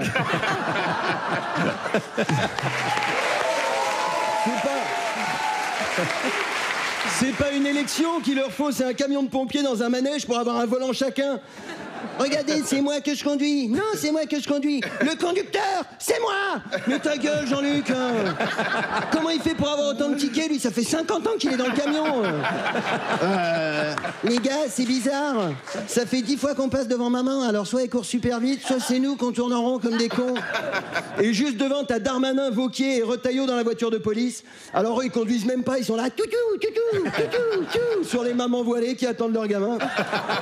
Mais gardons espoir. Gardons espoir. Peut-être que grâce à cette chronique, j'ai changé le futur. Peut-être que les leaders de gauche l'ont entendu et se sont tous unis derrière un programme et un candidat commun pour gagner en 2027. Pour le savoir, je vais faire un tour dans la France du futur. Ein Volk, ein Reich, ein Bruno. Et non, on a toujours perdu. Et Nicolas Bedos a eu le César pour son rôle dans le biopic de Gérard Depardieu. Allez, alors,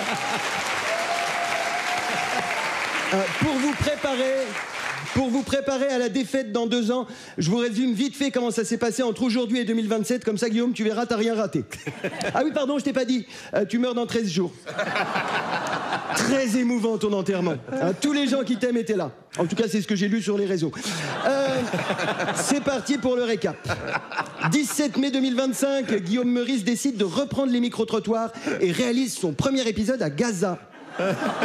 18 mai 2025, Juliette Arnaud devient l'animatrice principale de la dernière.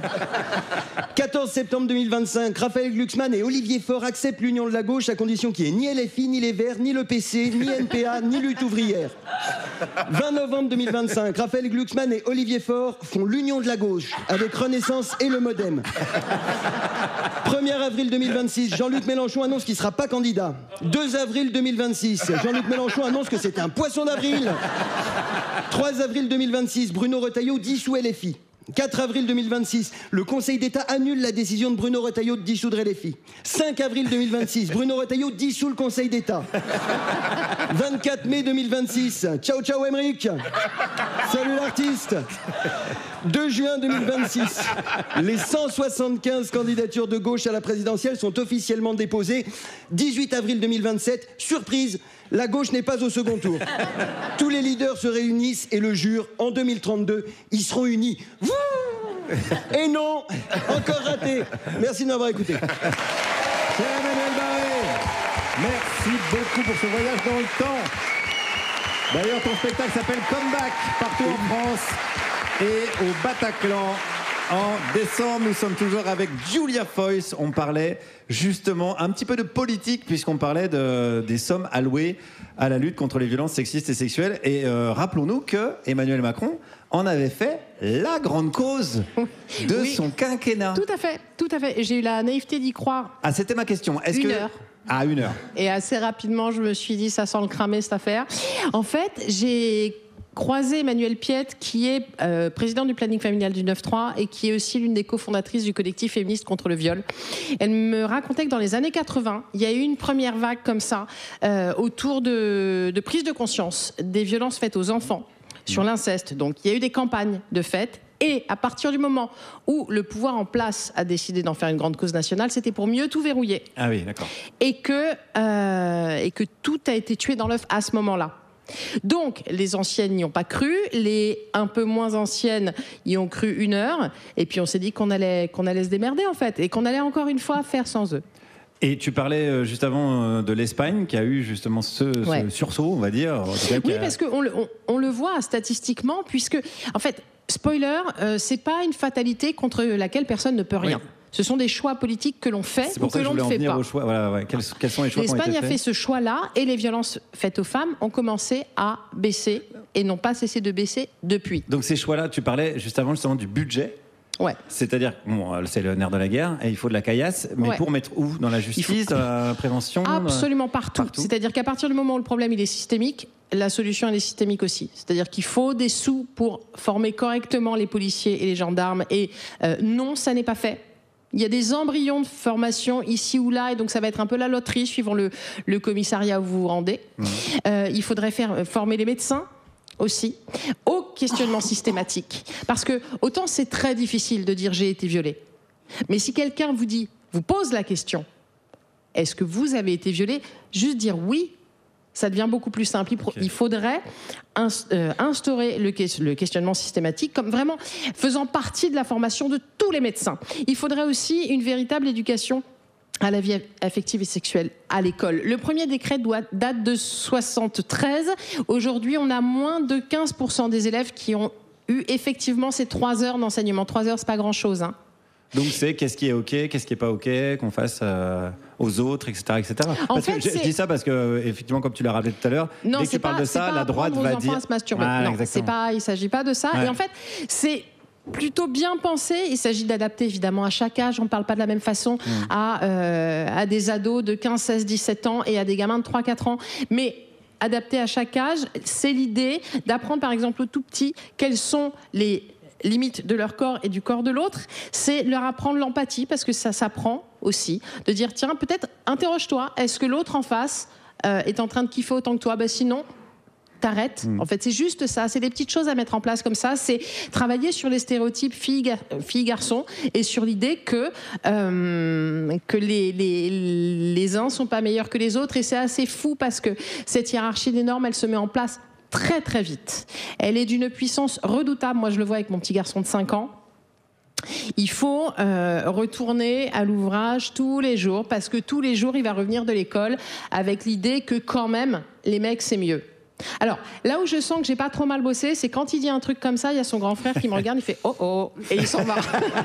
Ah, ça avance un peu, oui, ça avance. A priori, quelques messages passent. Mais c'est du taf. Mais c'est pas parce que c'est du taf qu'il faut pas le faire. Il y a cette idée qu'on est écrasé par l'ampleur de la tâche. Là, on peut le dire autrement. On peut dire on peut faire, on peut agir. C'est-à-dire qu'une fois qu'on a accepté de prendre cette réalité dégueulasse en pleine gueule, une fois qu'on a eu ce courage-là, une fois qu'on se laisse traverser normalement par une émotion qui est colossale, normalement, si on est doté de ce minimum d'empathie qui fait de nous des êtres humains, eh ben on passe à l'action.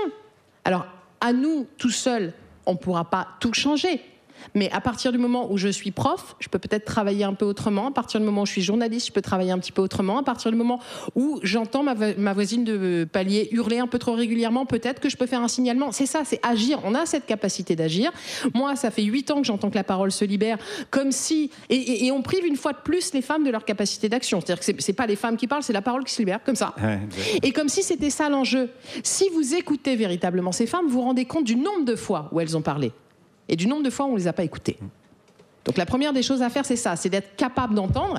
Et le Not All Men raconte tout autre chose. Raconte, je n'ai pas envie d'entendre ton histoire. Et viens, on se parle de moi et de comment moi je suis un mec sympa parce que j'ai pas violé. Voilà. Merci Julia pour ces éclaircissements. Ça donne envie d'écrire effectivement, comme tu le dis, un nouveau récit. Avec de nouveaux enjeux, des nouvelles intrigues, de nouveaux personnages. Et peut-être un jour d'apparaître dans une chronique de Juliette Arnaud qu'on retrouve après son jingle. C'est que nous fait chier à lire, toi. C'est pas marqué dans les livres. C'est que nous fait chier à lire, docteur. Plus important à vivre. Regarde Juliette Arnaud. En avant les histoires. Et merci. Alors que j'annonçais en conférence de rédaction le thème de ma chronique, à savoir les personnages féminins qui dénoncent les violences sexuelles et sexistes, Pierre-Emmanuel Barré a commenté finement d'un « Oui, mais elles étaient habillées comment ?» Quel génie, ce Pierre. Si, non mais si, en vrai. Il avait deviné, avec cette intuition qu'usuellement on ne reconnaît qu'aux femmes et aux kleps, que la toilette d'un des personnages féminins avait son importance dans l'intrigue du film Les Accusés. Les Accusés, ça commence par un jeune type qui sort à toute allure d'un bar la nuit, qui appelle la police d'une cabine téléphonique, on est en 88, et qui commence par dire il y a une fille qui a des problèmes. Très vite, il précise, c'est carrément un viol, ils sont 3 ou 4 et il y a toute une foule autour. Puis, la fille, c'est Jodie Foster, jaillit par la même porte à moitié nue, terrorisée, et elle s'enfuit. Scène encore suivante, on est à l'hôpital. Au vu de ses blessures et de son état, on n'a absolument, nous, spectateurs, spectatrices, aucun doute. On se dit, ah, bah ça, vraiment, ça c'est vraiment... Là, c'est une bonne victime, elle va dénoncer les violeurs, et tout ça, ça va aller impeccable. Pas du tout. Dans ce bar, On dit qu'elle a flirté avec un des violeurs. On dit qu'elle a dansé, et c'est vrai, sur un titre qu'elle aime. Oh la folle. On dit, encore plus folle, qu'elle portait une mini-jupe et un haut qui laissait deviner qu'elle ne portait pas de soutien-gorge. Bon, de là, c'est très clair, c'est pas un viol. Elle était super OK pour avoir une relation sexuelle avec 3 types, allongés sur un flipper, pendant que d'autres types les encourageaient un samedi soir sur la Terre, et basta. 1988. C'est-à-dire 3-4 siècles avant MeToo, mais ça posait des bases assez solides en fait ce film. L'héroïne veut dire sa parole, son avocate va finir par piger pourquoi c'est important, et on écoutera d'abord son récit à elle, au cours du procès, sa perspective à elle, avant de voir par le moyen d'un flashback la scène d'une grande brutalité, où les accusés sont 3 hommes, bien différents les uns des autres, bien normaux comme on dit, et encouragés par d'autres hommes, tout aussi bien intégrés dans la société. Le film a été beaucoup vu par les hommes de ma génération. Au vu de ma carrière amoureuse, je suppose qu'ils y ont rien compris. Bref, 2025, une mini-série britannique sur Arte vient d'arriver. Douglas is Cancelled. C'est une mini-série, 4 épisodes, féroce, qui commence comme une franche comédie et qui se poursuit pas pareil. Et là, c'est pareil, c'est une affaire de perspective. C'est l'histoire de Douglas et Madeleine. Ils sont co-animateurs célèbres d'une émission d'info à la télé. Douglas a 35 ans de carrière et Madeleine, 35 ans tout court. Douglas a dit dans une soirée une blague sexiste et un tweet se met à circuler à ce sujet et Madeleine relaie ce tweet et tout en affirmant faire cela pour défendre Douglas. Là, on se dit, nous spectatrices, spectateurs, que ça va être une série anti-woke, que le pauvre Douglas, il va être effacé pour une petite blague de rien du tout, de sa génération, de son genre, de son milieu et dont il se tue à dire qu'il se souvient pas. Et le casting, il est si futé, parce que dans le rôle de Douglas, c'est un brave homme que le spectateur a tout de suite identifié, puisque c'est le gentil aristocrate de Downton Abbey, l'autre série anglaise très connue. Et puis dans le rôle de Madeleine, rousse, peau pâle, robe manicure et brushing aussi maîtrisée que sa parole, eh ben elle, on l'a vu chez Marvel dans Les Gardiens de la Galaxie, elle jouait Nebula, qui est un personnage flippant au regard intégralement noir. On s'est vite fait notre petit avis, on va être bien douché. Je vais pas vous révéler le twist, juste une réplique. À un moment, Douglas va être amené à dire « Oui, mais moi, je suis pas un connard, moi, je suis pas un salaud, moi, je suis pas un violeur, moi, au pire, je fais des blagues douteuses pour amuser la galerie. » Et là, il y a un personnage féminin qui lui répond « Mais on va pas te filer une médaille parce que t'es pas un connard. » Il y en a des régiments d'hommes qui ne sont pas des connards, mais si vous êtes si nombreux, où êtes-vous? Que faites-vous? Et ça, les enfants, ça pourrait être l'épitaphe de pas mal de femmes. Juliette Arnaud. Merci Juliette. On peut retrouver en podcast, en vidéo, comme toutes les chroniques de l'émission, que vous pouvez partager. D'ailleurs, si vous voulez venir nous voir en vrai, attention quand même au choc esthétique. La billetterie du mois de juin vient d'ouvrir. Toutes les infos sur nova.fr. On est toujours avec Julia Foyce. Qu'est-ce que tu écoutes comme musique en ce moment, Julia? Ne demande pas ça à une mère d'enfant en bas âge, vraiment. Aïe. Est-ce qu'on écoute l'âne trop, Juliette, par hasard? Est-ce que c'est dans la playlist Nova? Non, on va écouter un ancien acteur qui est aussi compositeur, chanteur, auteur qui s'appelle Leon Thomas, avec un titre qui s'appelle Mutt. Mutt en anglais, il paraît que ça veut dire à la fois clébard et crétin. Bon, mon premier réflexe, c'est de dire foutez bien la paix aux animaux. Mais comme cela approprie ce terme, Mutt, je me dis que c'est cool. Vous écoutez toujours Radio Nova, la dernière, Juliette Arnaud, Pierre-Emmanuel Barré, Aymeric Lomprey et notre invité Julia Foyce, qu'on peut applaudir bien fort, qui est avec nous jusqu'à 20h. Et c'est le moment de la séquence l'invité de l'invité. Chaque semaine, on demande à notre invité de venir avec quelqu'un avec qui il ou elle veut. Et cette semaine, je vous demande d'accueillir Lorraine Selle-Delaveau qui est avec nous. Sois la bienvenue, Lorraine. Lorraine, tu es éditrice. Et oui, je pense qu'aujourd'hui, je suis l'éditrice la plus heureuse de France et de Navarre, mais loin derrière celle de la femme de ménage. Alors, pourquoi tu es heureuse? Parce que tu n'es pas n'importe quelle éditrice. Tu es l'éditrice de notre invitée, Julia Foyce, qui a souhaité te donner la parole, parce que tu es une éditrice un peu particulière. Déjà, quel est le rôle de l'éditrice? Parce que nous, on ne sait pas. Moi, je fais un peu des livres des fois, mais... Ouais, trop peut-être. Mais... Non, pas peut-être. Ouais, voilà. Ah oui, je tends le bâton et après, je me fais mal. Le rôle de l'éditrice, je peux peut-être vous raconter une anecdote qui illustre pour moi le rôle de l'éditrice, mais d'une éditrice peut-être avec des livres engagés, féministes, etc. Et en juin dernier, Bardella avait refusé, souvenez-vous, de discourir avec Marine Tondelier. Oui. Ce qui avait donné lieu à un petit attroupement de féministes hystériques devant les bureaux de BFM, dont j'étais, bien sûr, avec une pancarte Jojo le miso. Mais en fait, depuis, j'ai pensé à quelque chose de mieux. Peut-être que ChatGPT m'a aidé, mais ce sera Bardella Poubella. C'est pas mal. C'est mignon. Voilà, donc on arrive devant les bureaux et en fait, on passe une partie de la soirée sous le crachin. On rate l'arrivée de Jordan Bardella dans sa voiture parce qu'en fait, il y a 18 entrées dans les bureaux de BFM. Et on s'aperçoit vite qu'il y a en fait sur le trottoir une femme, je dirais d'une 60aine d'années, petit carré plongeant, petit pantacourt, petit mocassin, petit pull sur les épaules. Bon, on devine assez vite. Voilà. L'obédience. C'est ça, qui était flanquée d'une espèce de petit nasillon, mais qui était vraiment tout prêt à en venir aux mains avec nous, qui nous a traités de pauvres femmes, etc. Et on se disait, mais qui sont ces personnes ? Parce qu'on était quand même sous le crachin toute une soirée. Et en fait, la soirée passe, on se dit, ça doit être une attachée de presse, de la garde rapprochée, on ne sait pas. La soirée passe, on loupe la sortie de Jordan Bardella et on les voit s'éloigner à ce moment-là dans leur voiture, etc.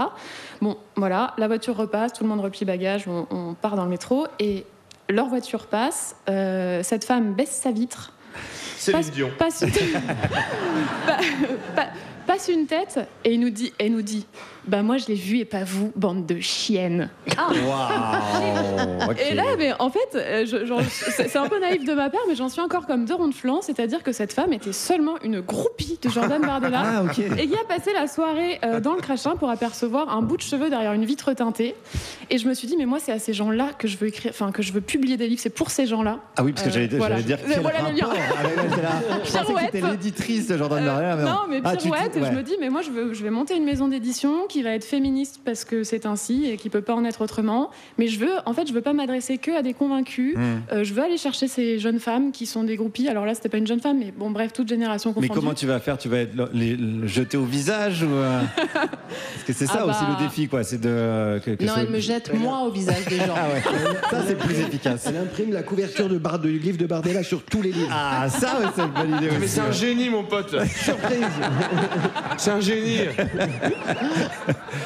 Et donc, quelle est ta stratégie ? Ma stratégie avec les éditions La Meute, c'est d'avoir une petite collection qui s'appelle Permis de déconstruire, donc dans laquelle est publié le livre de Julia, Pas tous les hommes quand même. C'est de se servir de toutes ces petites phrases qu'on veut plus entendre, mais qu'on n'en peut plus, quoi. Alors ça peut être l'oncle au barbecue qui a un t-shirt Noir Désir et qui me dit oui, mais c'est un grand artiste quand même.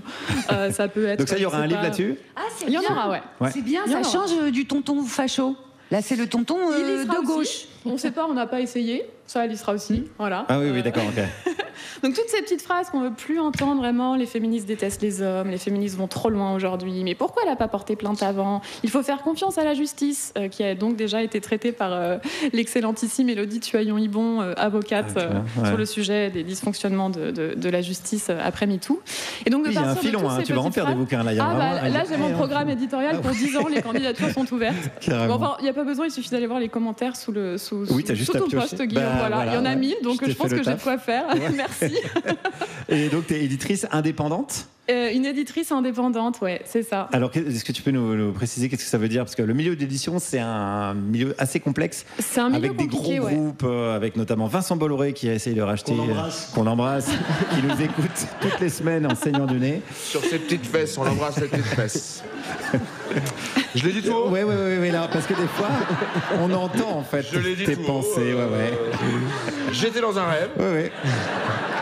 Alors, qu'est-ce que c'est une éditrice indépendante ? Je sais pas quoi répondre. T'es soutenue par aucun gros groupe, tu fais absolument tout seul. Pas, ouais. Voilà, c'est un circuit totalement transparent où effectivement on sait où va l'argent quand on achète le livre. Ouais. Et il y en a une grosse partie qui va à Julia. Voilà, c'est pas ce qu'elle nous a dit, mais bon, après on va pas négocier en direct. Et comment vous vous êtes rencontrés ? Est-ce que c'est Julia qui t'a proposé le texte ou inversement ? Parce que cette espèce de folle à ma droite... Hystérique, évidemment. Non, mais en fait... Moi, elle m'a écrit, c'était à la rentrée, je crois, et en fait, elle me parle de cette collection qu'elle lance effectivement toute seule. Comme ça, elle s'est dit hop, je vais monter ma maison d'édition. J'ai pensé à une collection que je vais appeler Permis de déconstruire. L'idée serait de parler au plus grand nombre et de se saisir de toutes ces phrases qu'on entend, qui nous fatiguent, etc. Et d'essayer de parler à tout le monde. Et je voudrais confier un thème à une autrice. Elle me cite les autrices qui sont que des meufs que j'aime. Et moi, je m'étais juré vraiment de pas écrire de livre cette année. Vraiment. Parce que c'est beaucoup trop chronophage. Donc je l'avais dit. On peut le faire, non, c'est non. Ben non, la preuve, elle a pas réussi. Et en on fait, est addict, Juju, on est addict. Soit j'ai la constance d'une huître, soit elle a une capacité, Lorraine, de conviction de dingue. Et en fait, on s'est vus et on a accroché tout de suite. Et moi, j'ai vraiment aimé son concept parce que tout est pensé, tout est malin, tout est jusqu'à. Alors, en plus, elle avait choisi le léopard pour moi, donc comment vous dire que j'ai adoré cette personne. Est en léopard, et puis, alors, je peux faire une démo, mais je te jure, Guillaume, que j'explique ce que je suis en train de faire. Ouais, il y a un sticker sur la couverture, sticker La Meute. Vous le décollez, vous repliez la 4e de couverture, vous le refermez, ça vous fait un objet cadeau que vous offrez à Noël. Aux anniversaires, à la fête des mères, à la fête des pères. Ça permet de cacher le titre, donc personne ne part en courant. Et ça hop, ça fait petit cadeau. Hop, tu l'ouvres et tu as ton permis de déconstruire. Et tout est. Non, mais quand je dis que tu peux le lire et l'offrir après. Et là, vous cachez le repas. Exactement, et plusieurs fois. Faut pas écarter trop les pages. Non, j'ai trouvé qu'en plus, il y avait dans le. C'était malin, c'était très ludique aussi parce que Lorraine a quelque chose de. Il y a. Au-delà de l'intelligence de cette femme, il y a une espièglerie que j'aime beaucoup, une espèce d'audace qui fait que quand même... C'est quoi la pancarte que tu avais au procès de Pardieu ? Alors Gégé, t'aimes toujours ça, ma salope ? Voilà. Donc... Vincent Bolloré, il n'avait pas cette pancarte, par exemple. Voilà. Et en fait, j'ai aimé cette espèce de décalage entre une petite voix comme ça qui est capable de dire ça m'a laissé comme 2 ronds de flanc, enfin, voilà, qui a un langage très ourlé, très imagé. Sur les pancartes, en fait, elle y va à la sulfateuse et voilà. Et donc j'ai dit ok, on y va. Merci beaucoup. Merci. En tout cas, merci Lorraine. Merci. Lorraine, celle de La Meute. Merci beaucoup d'avoir été parmi nous.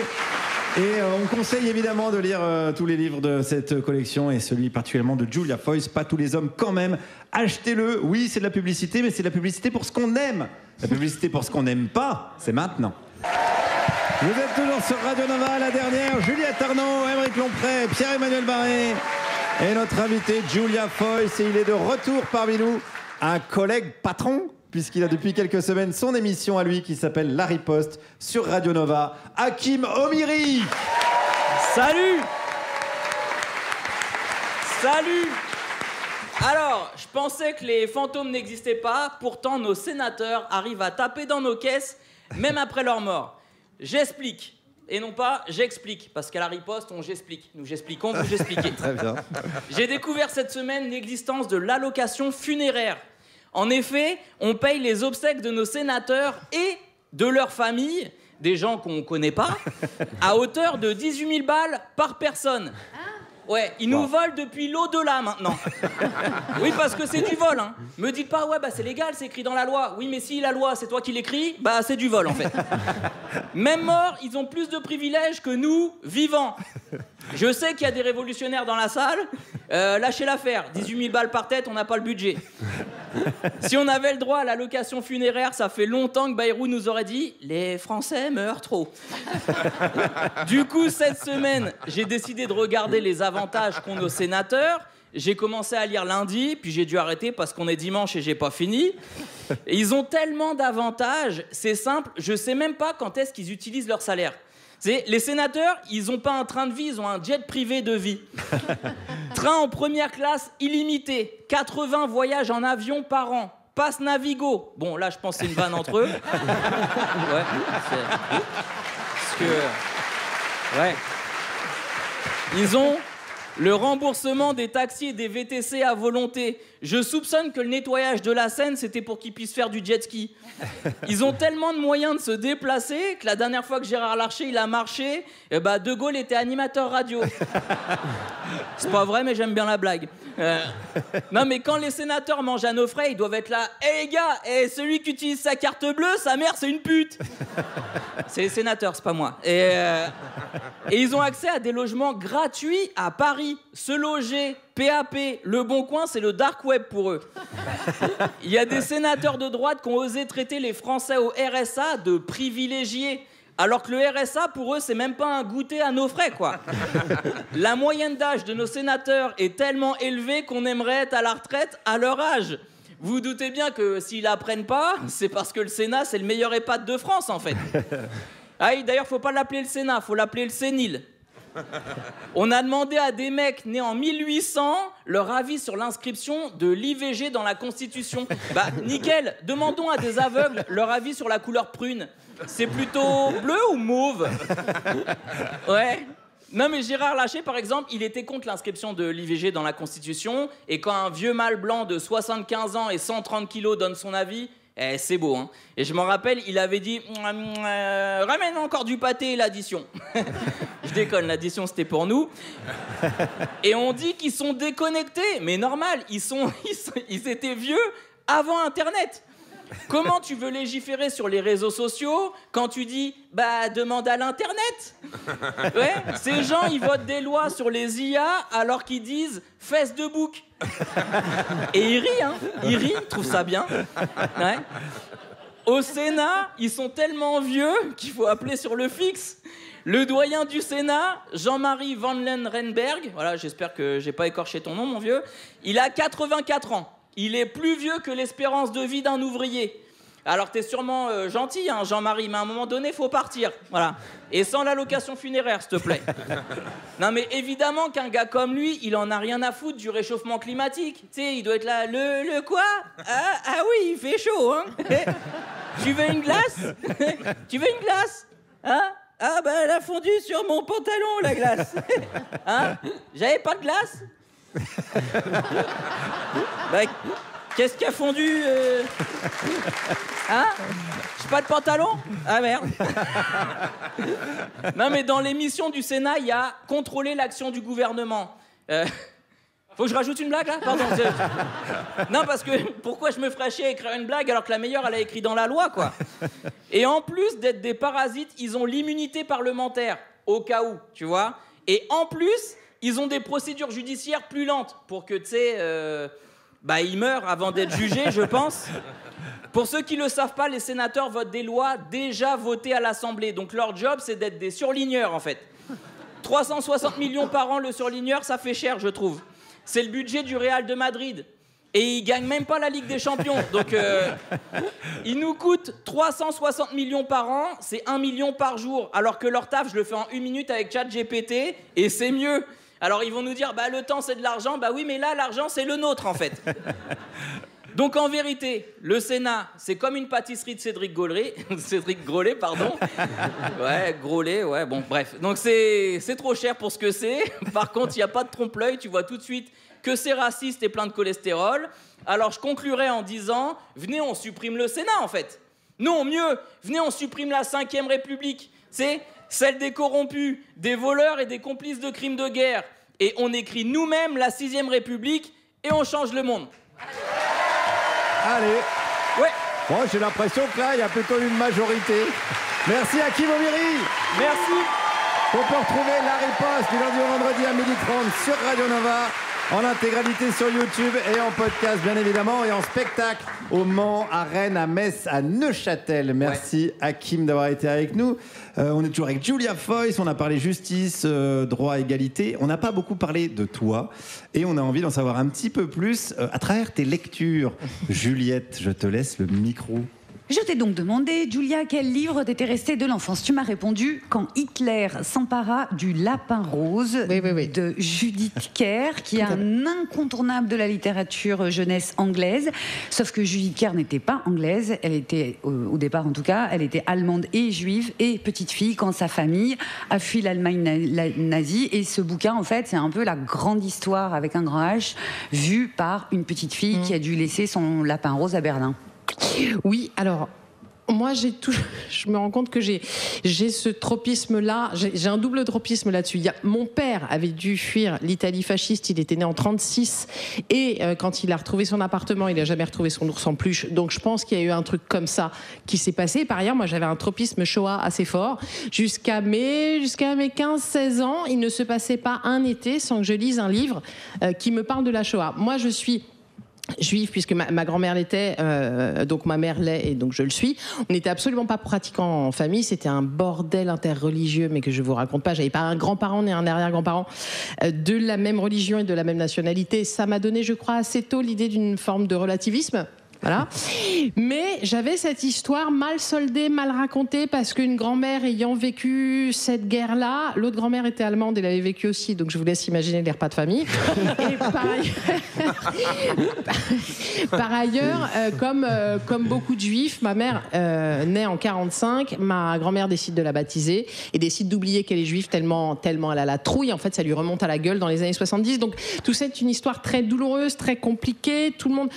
Je viens d'une famille où on se parle des choses, on s'est dit des choses, il n'y a pas de secret de famille, mais je sens que c'est là quelque part et je crois que j'ai eu envie de comprendre petite un peu mieux ce qui s'était passé. Donc, et ce livre-là permet ce genre de choses. Oui, parce que ça raconte aux enfants ce que l'être humain était capable de faire. Mais avec les mots et la perspective d'une gamine. C'est ça. Ensuite, je t'ai demandé quel livre t'avait donné envie de devenir une grande personne. Tu m'as fait très plaisir parce que tu as lu un bouquin que j'ai lu moi aussi quand j'étais ado, qui s'appelle Valérie et Chloé, 4 saisons à New York, de Deborah Outzy, qui est une écrivaine américaine. Vraiment, c'est un livre que j'ai poncé, et pas seulement pour le titre et la couverture crème avec les petits cœurs roses. Il se trouve que c'est le premier bouquin que j'ai lu qui traitait de l'homosexualité féminine. Ouais. En fait, moi, c'est des pages qui m'avaient beaucoup troublée parce que, comme beaucoup d'entre nous, j'ai grandi dans une famille où, alors absolument pas homophobe, donc ça peut être moins beaucoup d'entre nous, mais où le seul modèle par défaut, c'est le modèle hétérosexuel, donc tu te construis là-dedans. Alors, mes parents nous avaient quand même choisi comme babysitter dans les années 80 un couple de garçons. Ce qui, en pleine épidémie de sida, était quand même pas banal. Mais malgré tout, on s'était construit, toutes les sœurs et mon frère aussi, dans l'idée que la seule voie possible, c'est l'hétérosexualité. Et puis voilà. Et tout à coup, voilà ce livre qui me raconte autre chose.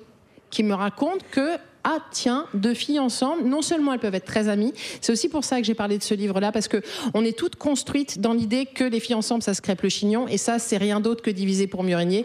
La vérité, c'est que quand on se serre les coudes, on est les plus fortes du monde.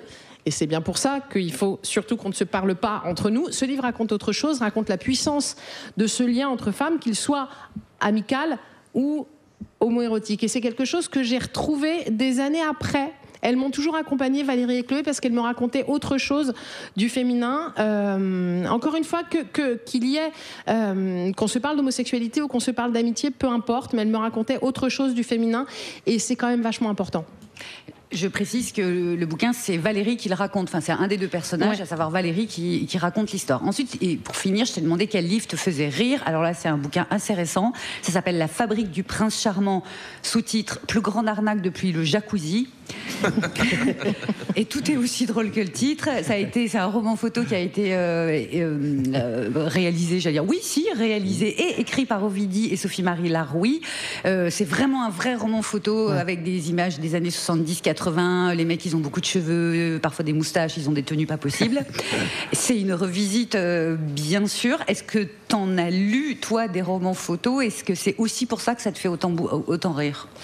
Non, moi, ça m'a plutôt fait penser à Message à caractère informatif. Je ne sais pas si vous vous souvenez de cette série, voilà, que j'avais beaucoup aimé. Et puis après, ces 2 filles, Ovidie et Sophie-Marie Laroui, que j'adore, qui sont aussi intelligentes que drôles, qu'audacieuses, qu'insolentes, que créatives. J'ai pensé, en voyant leur livre, mais l'immense boulot que ça a été de se plonger dans ces photos-là. Et comme toujours avec elles 2, à la fois on se marre vraiment, mais de bout en bout, et en même temps... le patriarcat, elle l'attrape par où il faut, hein, et elle lui font la peau et ça fait du bien. Après, elle c'est les couilles, c'est les couilles. Après. Ah ouais, et ça fait beaucoup de bien. Habile, c'est. J'ai tout de suite compris. Merci Julia pour tous ces conseils de lecture. Et puisqu'Aymeric a la parole, il est l'heure où toute la France s'arrête pour laisser passer le train de l'actualité. Et qui nous fait coucou par la fenêtre de la locomotive? C'est lui, c'est Aymeric Lomprey qui est là. Oui. Allez. Allez, l'actualité n'attend pas. L'actualité, c'est pas Manuel Valls devant un miroir comme ça. Bon, il y a bien un moment, il va y avoir la dignité qui va apparaître. Ah non, c'est toujours ma tête de fond de chiotte. Alors, vous allez voir, on dirait que c'est une insulte gratuite. Alors, oui, mais pas que, parce que en fait, Manu, il a encore dit de la merde cette semaine, il peut pas s'en empêcher, lui. Je te jure, il dit de la... Je suis sûr, il rentre chez lui, et là, ah, j'ai encore bien mangé du goudron, moi. Ça va, Manu? Comme un ouragan salvateur. Plein de cul. Allez, on y va. Écoutez ce qu'il a dit. Salut Aymeric, c'est maman. Pour ta mycose au gland, j'ai pris Monosol 2%. Non. Parce qu'au vu de l'apparence et du goût, je pense qu'il faut taper le plus fort possible. Non, Malo, je l'embrasse très très fort. Malo, pas celui-là, le son de valse. Non, je ne parle jamais d'islamophobie. C'est un terme qui a été inventé il y a bien longtemps par les mollahs iraniens. Waouh! Alors là, nouveau skill dans la haine, voilà, nouveau level dans le racisme, nouveau kick. Alors là, carrément, il nie le mot islamophobie. Voilà. C'est-à-dire qu'il dit plus qu'il est islamophobe, il dit que ça n'a pas existé. Ça n'existe pas. Voilà. Gérard Majax raciste, quoi. Alors, et maintenant, la femme noire coupée en deux. Le lapin juif qui brûle. Disparition explosive de la mosquée. Alors, faut rentrer dans l'univers. Alors d'où ça vient sa théorie à Manuel Valls? Eh ben sa source c'est Caroline Forest. Voilà, donc c'est pas l'esprit de l'émission, c'est pas l'esprit. Là vous avez raison. Du coup ça veut dire que c'est de la merde. De toute façon, en termes de source, Caroline Forest c'est du Perrier quoi. T'as 9 chances sur 10 de trouver de la merde dedans, je te jure.